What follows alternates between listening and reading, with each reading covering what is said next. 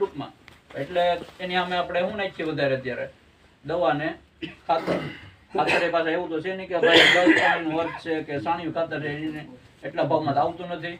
એ પાછું એક પાક લ્યો તારે કેટલી વાર નાખવું પડે પાછું. અત્યારે ઘઉં કરો કેટલી વાર ઉરિયા નાખો? 2 વાર 3 વાર ડબલ મળે દેખવા પાછો એનો ખર્ચો કેટલો થયો? એનો ખર્ચો કેટલો થાય? એનો થોડો માપ હોય ભાઈ એની સામે પેલા સાણિયું ખાતર એટલું નાખ્યું હોય તો નાખવા તમારે પૈસા આલો. હું જ કહું નાખો તમારે. ખાતર છાણ ઘટે છે તો એના માટે કોણ આપવાનું છે? સરકાર તો એમાં કઈ ઘરે ઘરે તો ઠલવો આવવાના છે નહીં.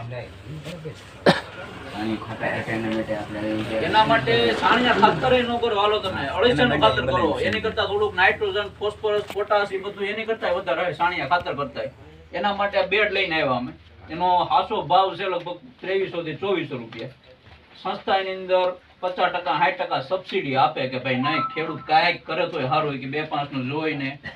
તો એ અત્યારે 50% સબસિડીમાં આપ્યું. 600 રૂપિયા બેડ આપ્યો. 14 ફૂટ લાંબો છે અને 4-4.5 ફૂટ પહોળો છે. આપણે આ ખુદ આ 3 ફીટ કરેલા છે.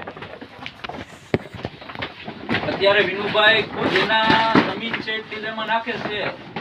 અત્યારે 1 કિલોના કેટલા લાકડા